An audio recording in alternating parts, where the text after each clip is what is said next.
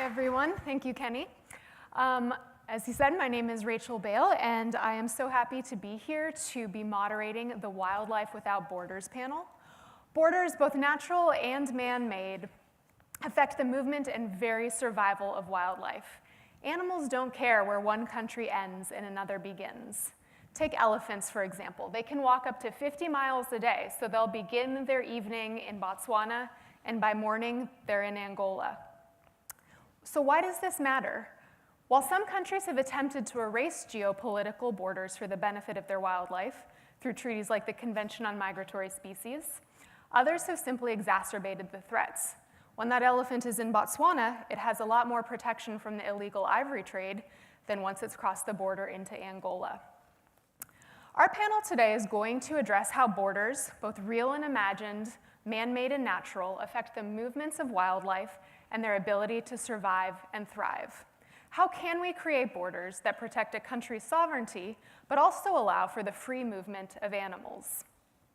How can we facilitate transboundary conservation efforts to protect the animals that have no conceptions of borders in the first place? Let me start by introducing our panel. First, we have the University of Miami's Natalie Barefoot, an attorney and lecturer at the school's Environmental Justice Clinic.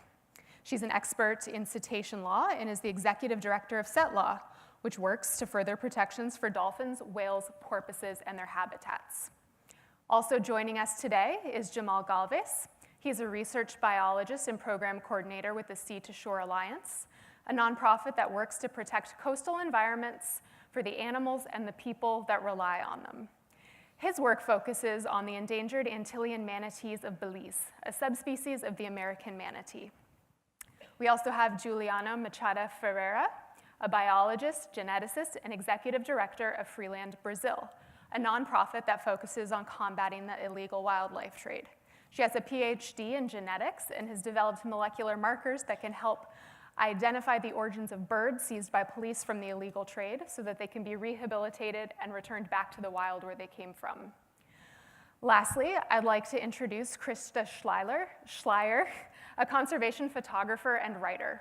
Her Borderlands Project highlights the implications of the wall at the US-Mexico border, including the disruption of migration routes of endangered species like jaguar and the Sonoran pronghorn. Through her work, she aims to raise awareness about the changes happening in this unique ecological region. Krysta, please join us on stage.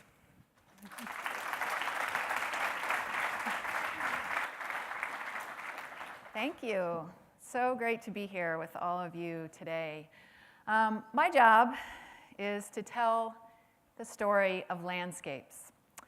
From all over North America, from the Mountain West to my own home watershed in Washington, D.C., the Anacostia River. But for the past decade, most of my focus has been on telling the story of those who live on the US-Mexico border. And this is a map of the border. It shows 4 of the major ecosystems that are bisected by the border.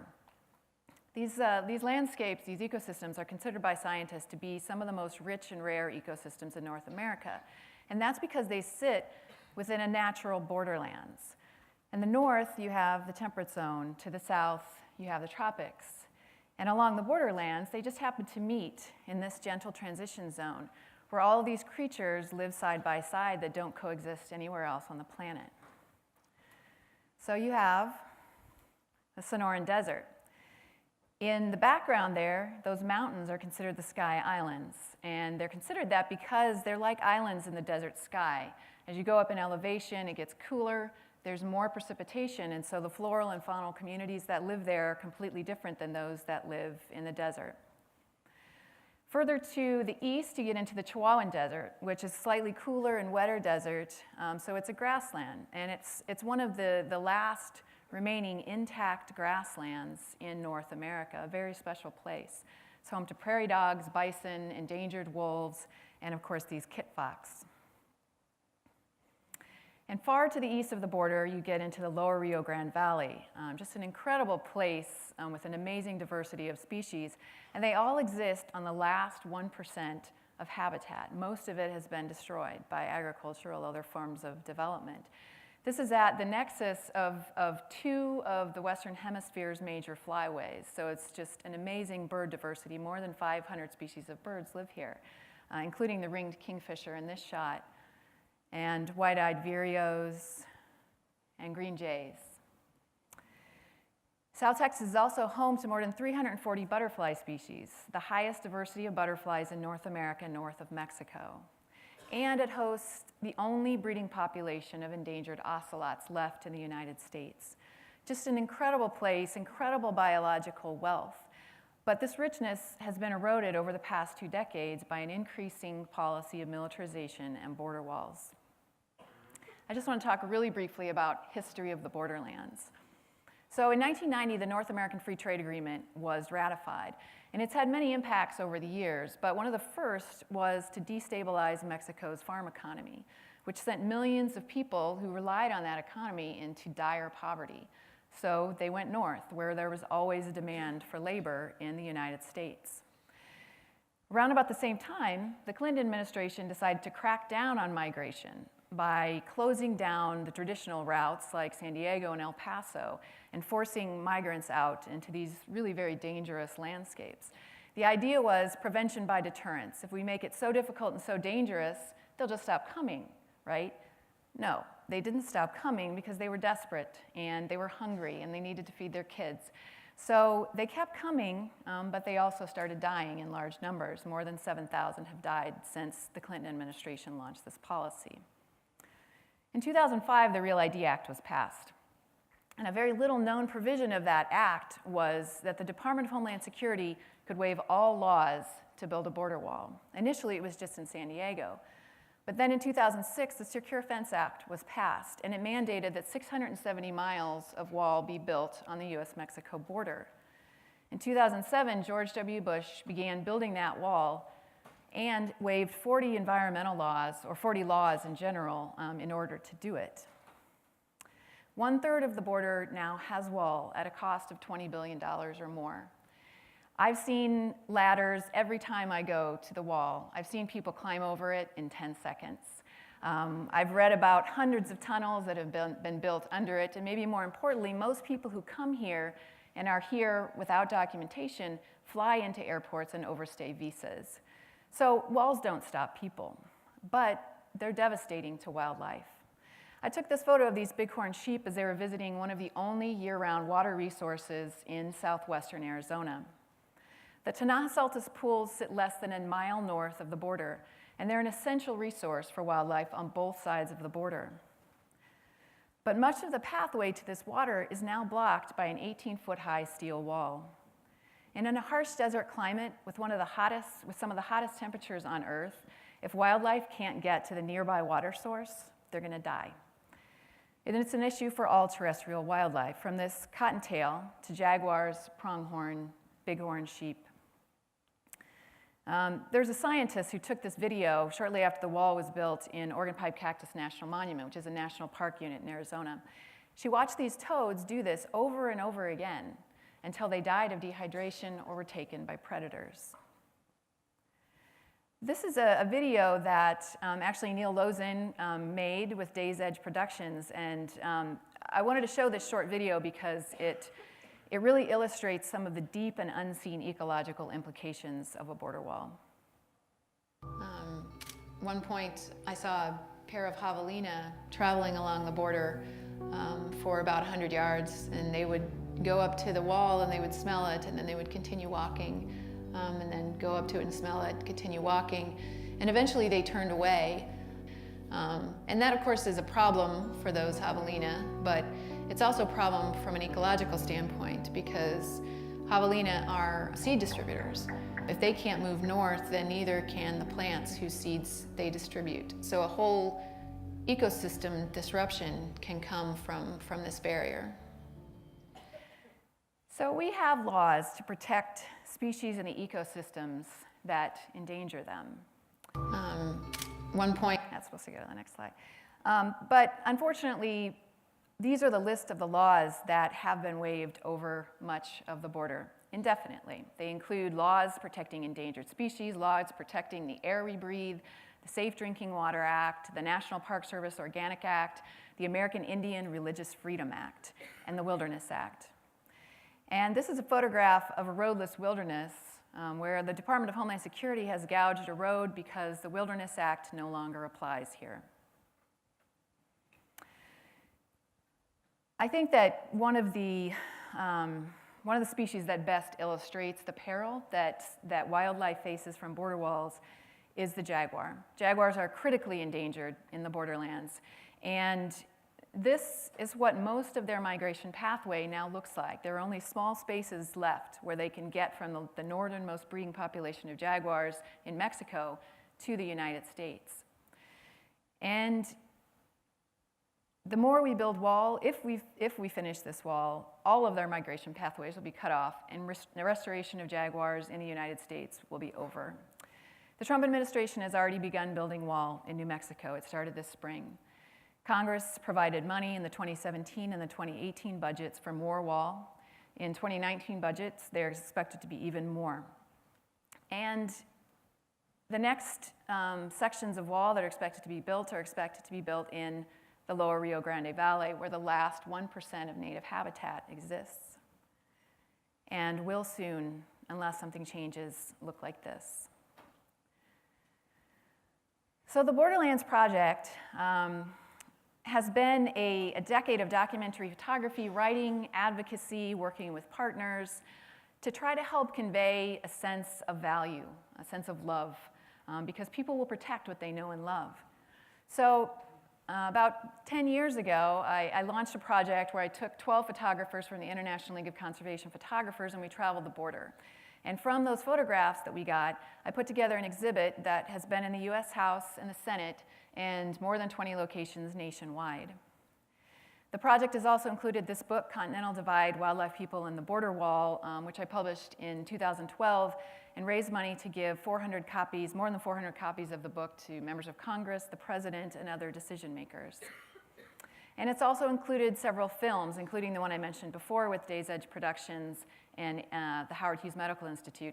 I'm working on a new film right now. It's called I, Mariposa, and it's about 3 characters in the lower Rio Grande Valley who are in the crosshairs of border wall construction. It's about their lives and the challenges that they now face. And one of them is this woman, Zulema Hernandez, who was a lifelong migrant farm worker and an outspoken advocate for migrants, human rights, and butterflies. Thank you all so much. It was great talking to you today. And now I'd like to welcome Jamal to the stage.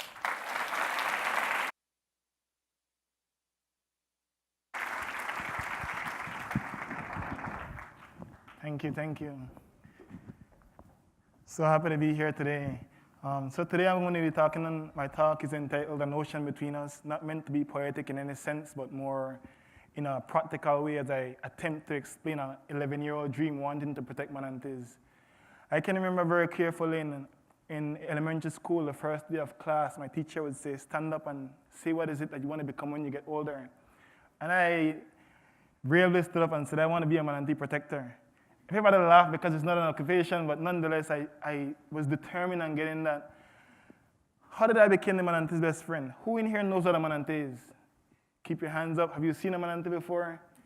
Have you loved manatees? I have all friends in this room today then. So I grew up in a small village named Galves Point, Manatee, about 500 people, very, very small community. Named Galves Point, Manatee, and famously known for the manatee's presence there. I like to believe it's a haven for manatees because it provides a unique habitat for manatees in terms of seagrass, fresh water, and people that love and cherish the species there. As a young kid, I would play on my grandma's lawn, and I would look out on the lagoon and I would see this weird-looking boat driving by with an engine in the front and this large tower. And I was wondering, what are they doing? Eventually, I asked, and I understood that they were researchers studying manatees in my village. And before you know it, my cousins and I were playing manatee rescues on the lawn, and we'd fight for who would get to drive the boat or who'd be the doctor. But that eventually became boring for me, and I walked down to the dock one day where they leave, and I approached the organizer, Dr. Powell, and I said, Dr. Powell, I want to come out with you guys. He looked at me and he said, you're too small. I'm not sure if it's my I'm about to cry look, which can be really mean. But he was like, kid, let's go. I didn't even ask my grandmother's permission, which had some consequences, but I'm not going to share that today. But that's where my journey began, being the manatee's best friend.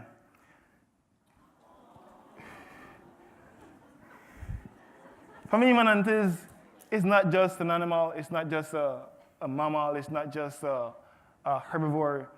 It's a part of my culture, it's a part of my heritage. I'm very proud to be from the village that I came from, and it's part of my makeup. People are meant to be pilots, doctors, law enforcers, politicians, but I'm just meant to be a manatee protector. I'd like to introduce you to some of my friends. This is Rosie. Rosie is a big female that got hit by a boat. You can see the scar and it's right next to my hand. All these animals have unique behavior. They're not just manatees, they're unique in their own way. Their smiles are different, the way they suck their balls are different, the way they give hugs are unique, the way, I can't even explain. But Lucky, I'll tell you about Lucky. Lucky is this young manatee that was rescued on an abandoned beach. This guy went to swim at this abandoned beach and this manatee was just lying there on the beach. I gave him the name Lucky because if that guy didn't go there, that would have been a dead manatee. And it continues, but why are manatees important? Not because they're on billboards. They're on billboards because we want them to become important. We need to make them become famous. But they are important because Belize has the last stronghold of the Antillean and endangered manatees in the world. A population of about 1,000 individuals. They're constantly being threatened by watercraft collision, destruction of coastal habitat, entanglement in fishing gears, poaching, yes, poaching, and garbage pollution. But why are they important to humans? Who in here enjoys seafood? Put your hands up, please, if you enjoy seafood. Keep them there for a second. I have a story to tell. Some manatees eat a lot. They eat about 9% of their body weight daily. It means that they excrete a lot, which provides food for small fishes and crustaceans. And big fishes eat small fishes, and we eat big fish. So in other words, you guys have had some poop in your lifetime. But we're still surviving. This image is a striking image. If you look at that image, his eyes still pierced open widely. When I picked it up from the ground to put it onto the loader, his body was still warm. Literally just got hit by a boat some minutes ago. Do you guys care? Do anybody care to give these guys the respect that they need within their ecosystem, within their place, within their home? This is an image that shouldn't be shown. It's an image that it drives me crazy every time I think about it. And the goal is to try and inspire individuals to do something about it. Because, for instance, wildlife has no borders. A part of my work, we actually catch wild manatees to look at their health. We put transmitters on them to look at their behavior, travel patterns, movement patterns, to see where they go and so we can better protect them. This animal that we caught named Super K was caught in Belize, and it went back to my hometown, Gales Point. If I was a manatee, I'd live there too. But then it went to Jamal. It didn't need any passport, visa. There was no wall, there's nothing. These animals aren't confined to wildlife centers. They're not confined to protected areas. They know no borders, and they're not naive in a sense, but just a natural behavior for them to travel. This particular animal was a male. Maybe he likes tacos or Mexican chicas, I'm not sure. But males tend to travel long distance to mate. And if we stop the waste, if we put borders in place to prevent them from doing that, we're going to destroy the species on a whole. And then he came back to paradise in Belize. But it's very important for us to form partnership with organizations beyond borders, because we can do as much as we can to protect manatees in Belize, but if we don't have partners in Mexico or in Cuba or in Guatemala to look after them when they go into those places, then we're failing ourselves. Wildlife brings people together. People sit at a table because of wildlife. People that don't like each other sit at the table because of wildlife. And I believe it's one of the strongest things we can take away from wildlife. But they all have stories. This photo was taken on National Geographic. We're all individuals on here are a part of the National Geographic Edge Photo Art Fellow. We are all ambassadors for our species. To my right is Marina from Mexico. She's studying the bear tapir, and she's speaking up and speaking out about these species. To my left is Daniel. He's talking about the hawksbill turtles in Costa Rica.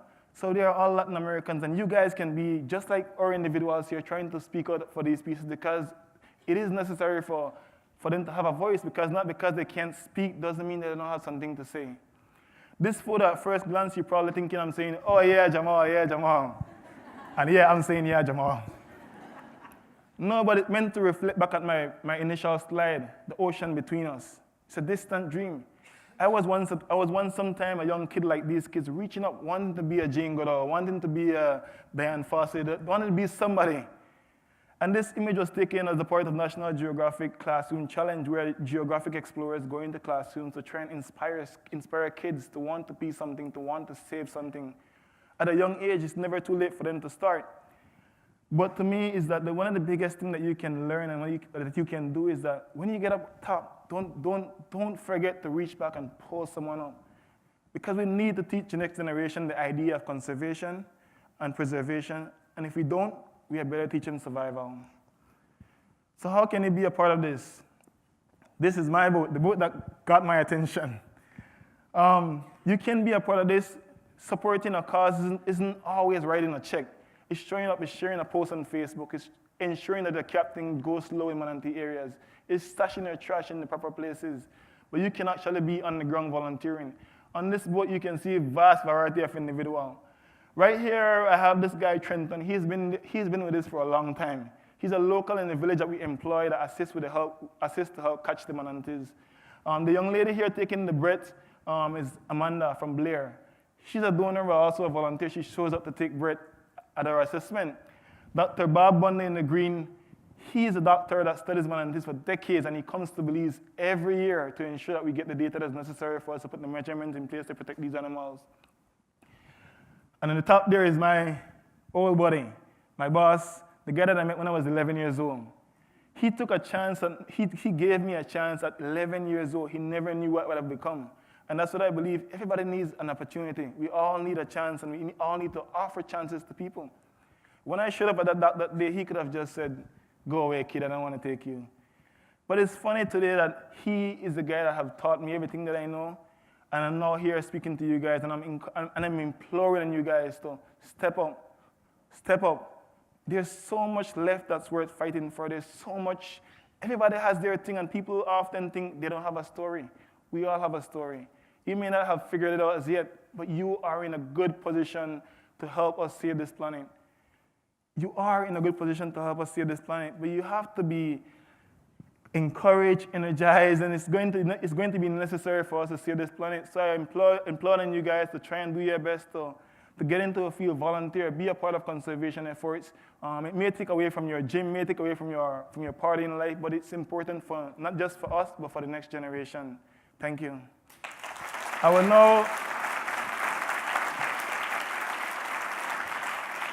would like to now call on stage my colleague, Juliana.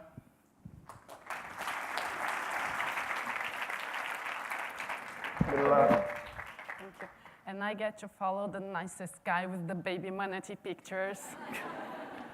Bear with me here. So it's such an honor to be here. I'm the executive director of Freeland, Brazil. Freeland is a counter-human and wildlife trafficking organization, and Freeland Brazil's mission is to conserve biodiversity by combating wildlife trafficking. We divided our work in 3 interdependent pillars: education and awareness to reduce demand, scientific research and strengthening capacity to support law enforcement, and public policy and international articulation to institutionalize counter-wildlife trafficking efforts. So before we start, please keep in mind that domestic species are different from wild species. Domestic species have been selected throughout generations for specific traits and are now different from their wild parental species. This means that they do not have an ecological role anymore, whereas wild species do. With that in mind, let's take a look on what wildlife trafficking is. When it comes to wildlife trafficking, it is very difficult or almost impossible to summarize it responsibly because there are countless variables. So I will give you just a quick overview. Wildlife trafficking has been repeatedly ranked among the top 5 transnational criminal activities in terms of illicit profit, along with the illegal trade in narcotics, guns, people, and counterfeit merchandise. Some sources claim that it's impossible to assign a value to this activity, but one report analyzed different estimates and sources and concluded that this crime is worth up to from 5 to 23 billion US dollars per year, and this does not include illegal, unregulated, and unreported fishing or illegal timber. There is great variability in terms of target species, final consumers, and use. But I can cite that there is wildlife trafficking to supply the consumer market for decoration and religious items, ornaments and souvenirs, ornamental fish, bushmeat, culinary delicacies, pharmaceutical and cosmetic industries, traditional medicine, the fashion industry, zoos and collectors, and the wild pet consumer market. There are many consequences to this crime, and the most obvious is the indescribable suffering that these creatures endure. But there are also others, among which negative selection on natural populations when the stronger and most beautiful animals are taken from the natural populations. Loss of environmental services they provide, affecting ecosystems, economies, and human well-being. Loss of all offspring which they would produce and all environmental services that they would perform throughout their lives. And contamination by zoonoses. What about borders? Aren't we here to talk about borders? Well, here they are. Let's take a look on the role of wildlife trafficking in relation to natural borders. So almost all species are distributed in wide ranges, in large areas and heterogeneous areas. And there may be gradients or barriers which will lead the species to present different populations. See, not all wildlife is without borders. So then evolutionary forces will act independently in each of those groups, and depending on the level of isolation between them, they may have different evolutionary fates. The withdrawal of numerous animals from these populations regularly brings a great danger of populational declines, inbreeding depression, loss of unique populations, and even extinction of entire species. Also, when rehabilitated animals are released back in the wild, it is very important to release them in the original source, because releasing animals originally from one population into a differentiated population may result in a phenomenon called outbreeding depression, which is the reduced reproductive fitness following crossing. So see, natural borders do matter. Also, collecting males, for example, from one site and/or inadequate release in another site may bring gender racial disequilibrium to populations. Lastly, when animals are taken from their natural ranges, transported, and sold elsewhere, they may become invasive alien species. And according to the IUCN, invasive alien species are currently a major driver of biodiversity loss. So now let's take a look on wildlife trafficking in relation to borders that humans invented. Although there is wildlife trafficking within countries, and it's very relevant, when we talk about the global illegal wildlife trade, we need to keep in mind that it's a transnational crime, and therefore it occurs across borders. But it's important to stress that this crime only exists and thrives because it is based on several other crimes being committed, such as fraud, forgery, corruption, criminal organization, money laundering, among many others. So see, this is not just a conservation concern, but a security, governance, and economic concern. Also, we need to remember that many species occur across national borders and may enjoy different levels of protection. It is very easy for traffickers to cross borders back and forth to exploit wildlife in neighboring countries, but it's very difficult to authorities to determine where an animal was collected. This is why it is crucial that law enforcement and environmental officers use a multi-agency and transnational approach and high levels of collaboration when dealing with wildlife trafficking. Also, there is one thing that I really would like to mention that encompasses everything I talked about until now. So the only framework to control the legal international trade in wild species is CITES, the Convention on International Trade on Endangered Species. And CITES aims at maintaining a legal trade in endangered species, and is more and more trying to detect and prevent the illegal trade. In order to do that, signatory countries list endangered species in 3 different levels of protection and control called appendices. However, there are several species which are protected in their home countries, but not listed in any appendix. This means that, for example, a species which is protected in Brazil, if taken illegally from nature, could potentially be traded internationally legally after crossing the national borders of the source country. So if the species which are illegal by origin, but not listed in CITES, were to be taken into account in wildlife trafficking statistics, they would increase several-fold. So we saw that natural borders are important in shaping the population structures of species, allowing for different populations to have independent evolutionary futures, maybe even become different species in the future. Also, they need to be taken into account when releasing animals back in the wild, especially to avoid outbreeding depression, disruption of reproductive cycles, gender ratio disequilibrium, among many other consequences. Other issues related to taking animals out of their natural borders involve invasive species and the contamination by zoonosis. We also saw that the artificial borders need to be taken into account because we're talking about a transnational crime, and it's crucial that authorities have a multi-agency and transnational approach to combat it. Lastly, we saw that CITES is the only framework that controls the international trade in wild species, and there is an under-recognized issue with illegal species but not listed in any appendix. So wildlife trafficking is a threat to global biodiversity, economy, security, and governance. And it's up to us to understand the factors underlying it, fight it, and end it. Thank you.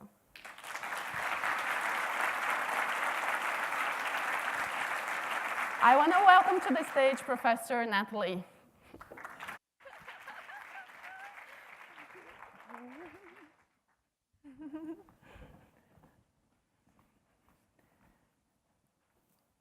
Well, welcome.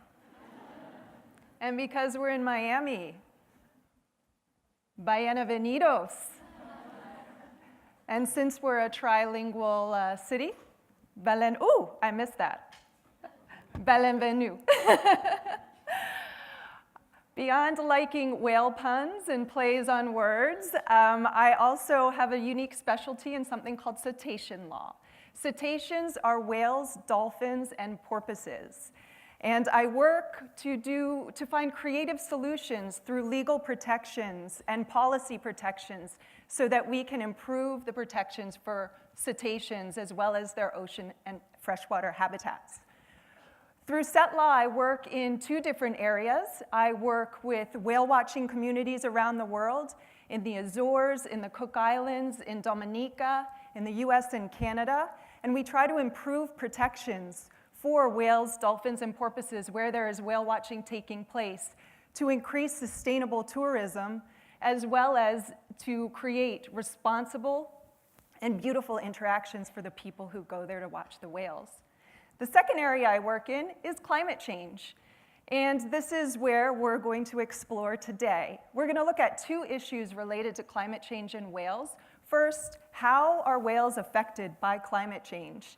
And then secondly, we're going to look at how whales actually affect and mitigate climate change.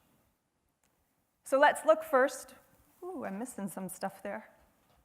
Let's look first at how whales actually affect climate change.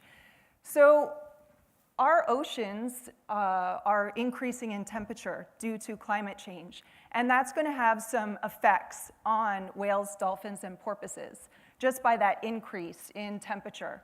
One of the things that it will affect are ranges. Right now, we have whales, dolphins, and porpoises who stay in ranges that are optimal for them, right? With an increase in temperature, those ranges might increase, and they'll actually have more space, and they may decrease and even leave without any optimal range, which could cause extinction and other problems for certain cetacean species. Another issue that whales, cetaceans will be facing with climate change is food sources. And when we're talking about food sources, we're talking about abundance, availability, the food that they like to eat, will it still be available? Will it still be abundant? And also, where will that be found? Will the distribution of the food itself change? And will the whales move and follow it? Or will they choose to stay where they are? And then lastly, migration patterns will be affected. So migration patterns, some whales, not all whale species, move from feeding grounds to breeding and mating grounds. And climate change may affect, one, the timing of those migration patterns, and also the geography of them, whether they'll go farther or closer due to temperature changes. Another issue that whales and dolphins face is noise pollution. So humans have been increasingly putting carbon into our atmosphere. It is estimated that about a third of that human-created carbon is actually absorbed by the ocean. That has direct effects on the ocean. It changes the pH level and causes something called ocean acidification. So we're changing the chemical composition of the oceans. And that actually changes how sound travels through water. And that will have an effect on cetaceans throughout our waters. And this is important because sound is vital to cetaceans. They use it to communicate, they use it to hunt, they use it to socialize, they use clicks, sounds, whistles, sonars. It's critical to their survival. So the effect of noise and climate change is going to be interesting to see in the future and have a huge impact. Lastly, just generally, increased human activity will have an effect on cetaceans. Climate change is expected to exacerbate all of the issues we already have in our waters. What I'm talking about are entanglements and ship strikes. Those are only going to increase unless we start addressing them seriously. So let's look at the question, how do whales actually mitigate climate change? Do you know that over the lifespan of the whale, not all whale species, but some whale species, they will actually absorb more carbon into their bodies than they will emit? This is something that scientists are studying around the world. It's called whale carbon. So we're looking at the natural biological processes that whales go through that actually reduce the amount of carbon in the atmosphere and reduce climate change. Now, whales do this in two ways. The first way they do this is they increase the nutrient availability. And the second way that they do this is they actually sequester the carbon within their body. So how do they increase nutrient availability? Well, just by the actions and their motions within the water itself. Right now we see this whale diving down. As it goes down into the water, it will come up and use its huge fluke or tail, mixing up the water. This is called the whale pump. It brings nutrients that were falling down to the ocean floor back up to the surface. And there's something called phytoplankton at the surface of the water, which feeds on these nutrients and which photosynthesizes. And that's pulling the carbon from the atmosphere and actually helping to mitigate carbon change. Now, what else do whales do at the surface of the ocean? Breathe. They also poop. I'm going to pick up on a theme from Jamal. So when they go to the surface of the water, they'll poo and they'll pee and they'll inject nutrients into the surface of the water, again feeding phytoplankton and again creating more photosynthesis and more carbon absorption. You can look it up, whale poop is a thing. And they don't do this in just one space. They do this all over our oceans. This is a map of just one species, humpback whale migrations. These blue lines are migration paths that certain populations of whales take every year, twice a year. So they'll be going down and back along these areas. So what this means is that they're mixing up nutrients, they're pooping, and they're creating this ecosystem that wouldn't be there if they weren't doing this. So lastly, the other way that whales help mitigate climate change is through carbon sequestration. Whales are huge animals. They're long-lived. The bowhead whale can live up to 200 years. And as they're moving through the oceans, they keep the carbon within their body. And when they die, they become something called a carbon sink.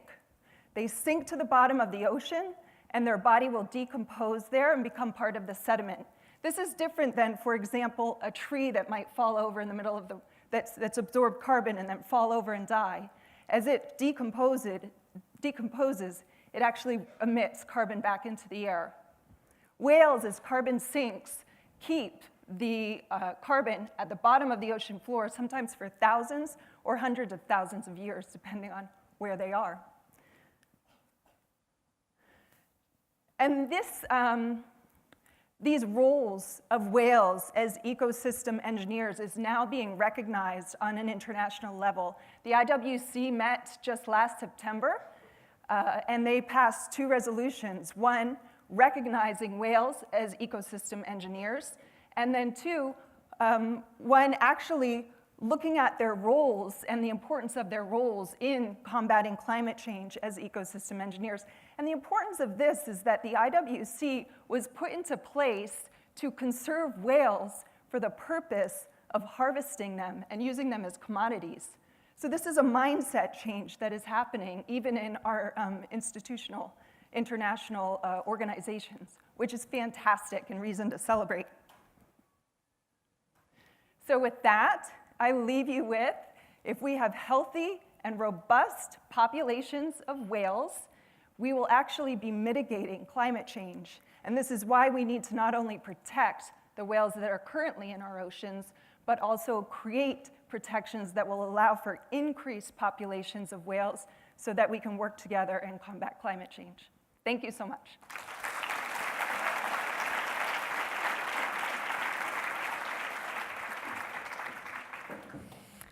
Hi, thank you. That was so interesting. I did not know that much about whale poop. We're learning about manatee and whale poop. I know. But let's start the discussion by asking you a question. Mm-hmm.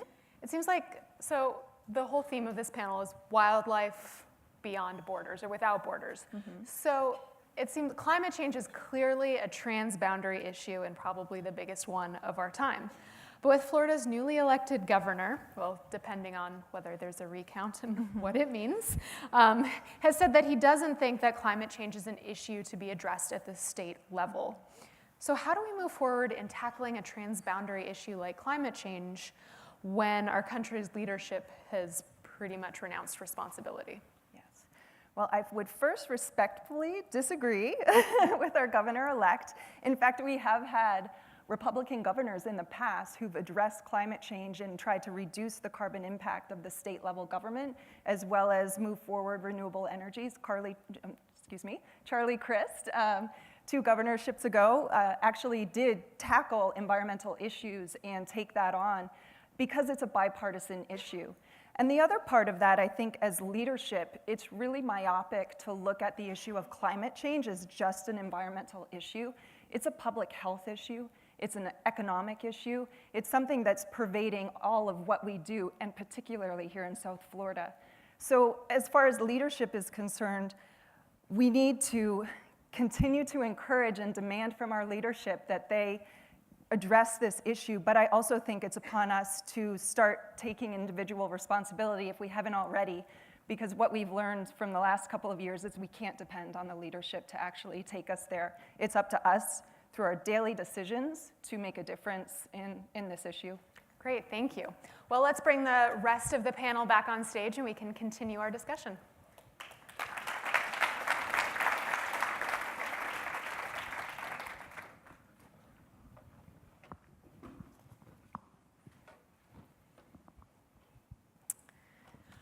So let's start with a question for everybody.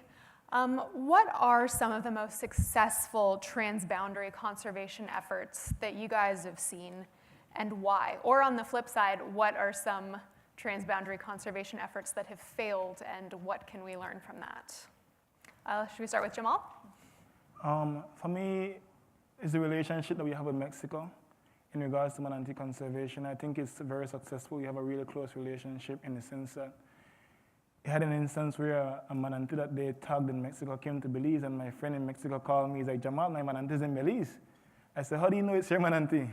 He said, because it's left from Mexico. I said, oh, you caught it in Mexico and it came back to Belize. But it's just a matter of, despite politics, despite government, having a relationship to ensure that the animal is safe in that country, the interest that they have to call and say, you know what, my animal's there, can you look after it for me? And the same relationship we have, when manatees go to Mexico, they're fully protected, and I'm comfortable when they go there. Great. Thank you. Juliana? Although it's not perfect, and there are lots of things that could be better, I love the example of the Asian WEN, which is the Wildlife Enforcement Network of Asian countries.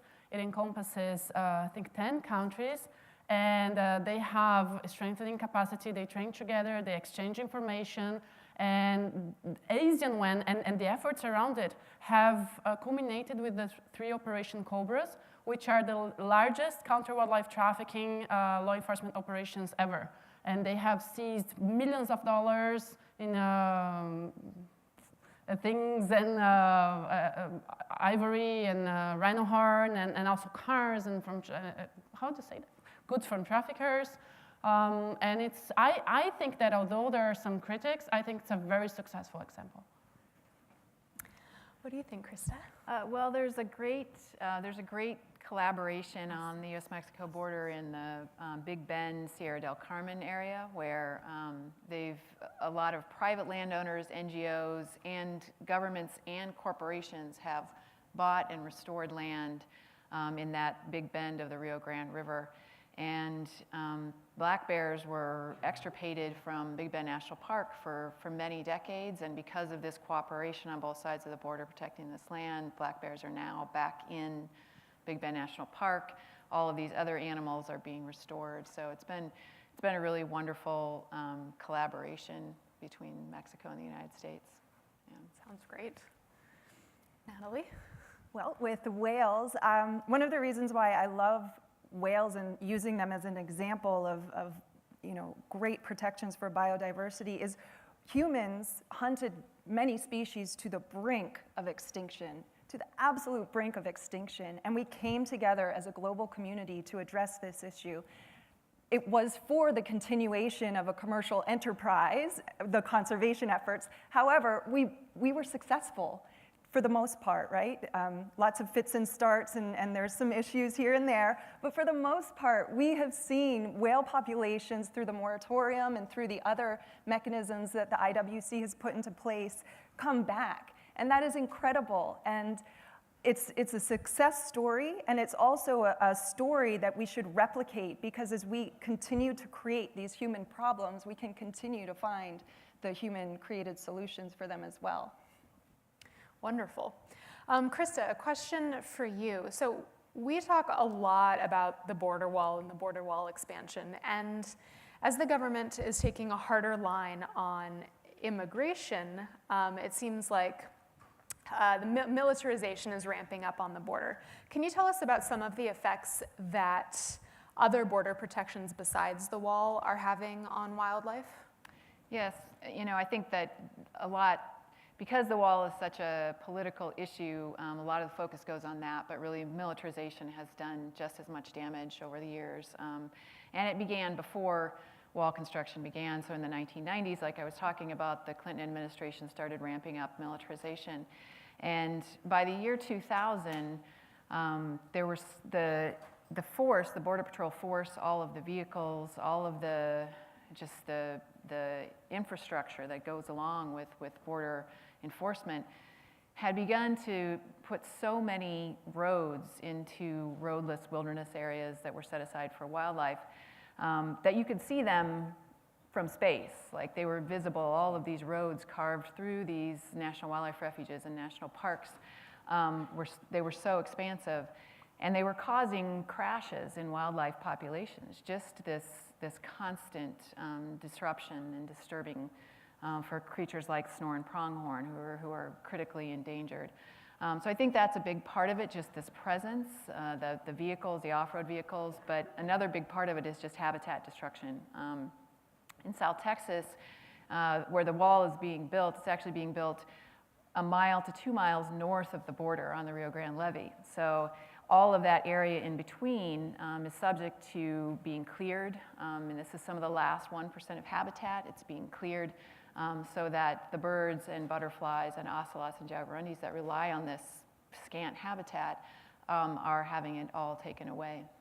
So this sounds really similar actually to what we're seeing in the Amazon with increasing logging and mining developments and things like that, right? So this man-made development sort of imposes a different type of border. Can you talk to us what that means in terms of wildlife crime?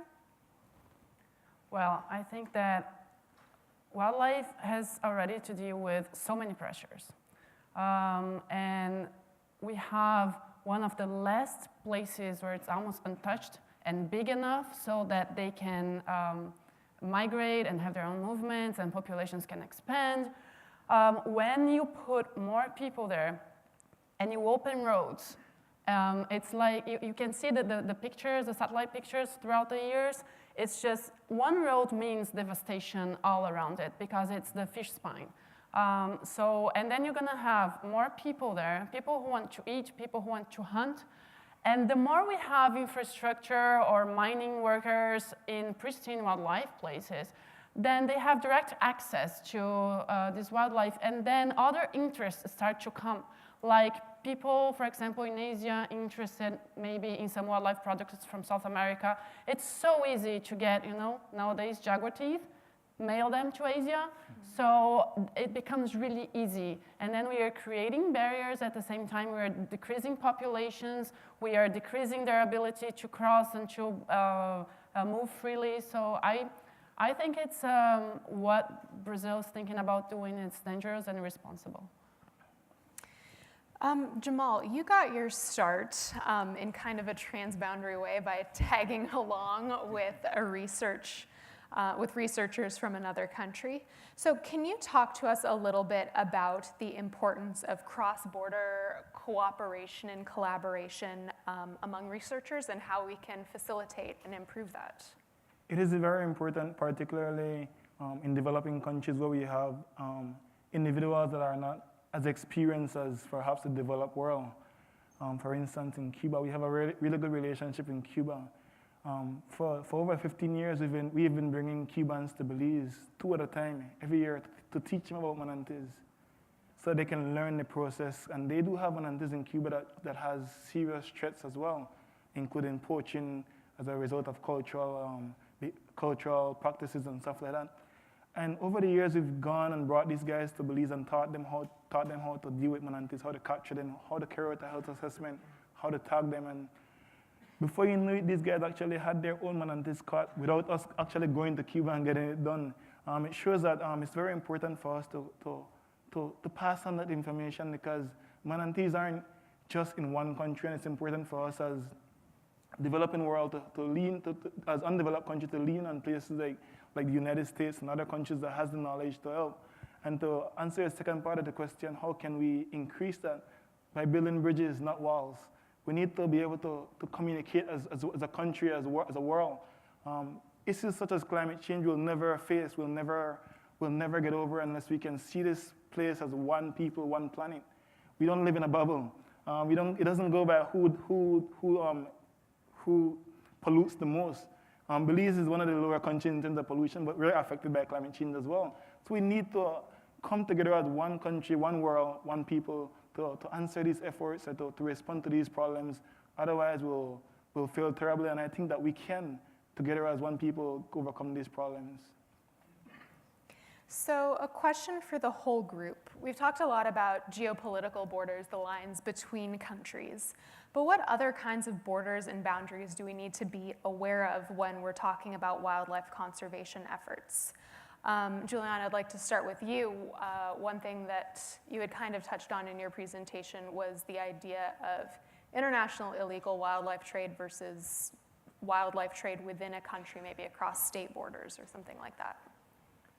Yeah, I think that currently in terms of volume, the domestic illegal trade inside many countries accounts for the biggest volume of actual wildlife trafficking. So for example, in Brazil, animals are taken illegally, especially from the northeast, and brought to the southeast in Rio de Janeiro and São Paulo to be sold or exported. And we have many problems because, for example, if a trafficker is caught in one state and then in a different state many times, prosecutors will not communicate and they will treat that guy as a first-time offender.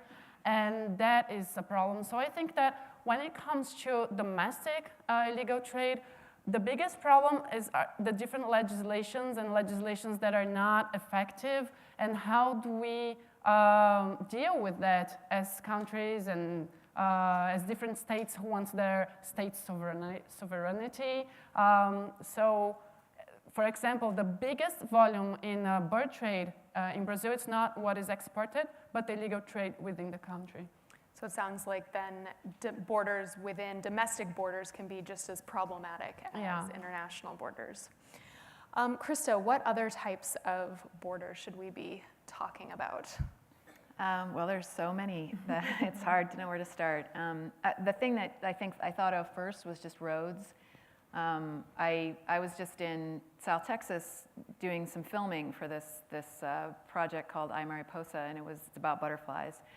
And we're driving along the roads, and this is the time of year that a lot of the butterflies are migrating or flying, and so it was just thick with butterflies and cars going through and just wiping them out. And we went alongside the roads, and there's these like dead butterflies all along the roads. And I don't know what the exact count is, but the number of animals that are killed on roads is just astronomical. And I don't think as a society, like those kind of boundaries that we set on wildlife, I don't think we're thinking nearly enough about that. Yeah, absolutely. I hadn't really ever thought about butterflies as a roadkill issue before. Natalie, same question. Sure. I think some of the main borders that I've found in my work are kind of human borders in the sense of cultural and economic. When you're dealing with trying to regulate, change human activity and human behavior, those habits and cultures and relationship with wildlife have a significant impact on how you can do that and what your limits are and what your opportunities are as well. Economically, those are also issues that you have to deal with, those kind of, call them borders of, is there economic dependence of this on this wildlife or on this species, and how do they interact? And that's where a lot of the kind of creativity can come in, to use the kind of borders, the challenges with the culture and the economics and these human influences on trying to regulate our activity and find opportunities within that to create structures where we're protecting and respecting our wildlife, as well as supporting humans and enabling them to do what we need to do as well in concert. Thank you. Jamal, let's end with you. Are there other types of borders that you think we need to be thinking about? I think cultural is one, like Natalie mentioned. Like for instance, in Belize, a lot of people poach manatees as a cultural behavior. And some culture we respect and you understand, and some culture needs to be left in the past because it's just not able to continue along that way. And a lot of times these places are in the remote places, and it's normally, sometimes it's a language barrier, or sometimes it's a knowledge barrier. Not having the knowledge and information that is necessary, or not being able to produce that information to the lay person to them so that they can understand why is it that they need to change their behavior. If they've been eating manatee all their life or poaching something all their life, why do they need to change today? You need to be able to convince these individuals, why is it that they need to change whatever it is they've done all their life and they believe that they can continue to do. And unless you can change those kind of behaviors, we're going to be at odds in regards to protecting wildlife and cultural behaviors, I believe. Yeah, I think that's really important to keep in mind. Well, we are out of time. Please join me in thanking our panelists for a great discussion.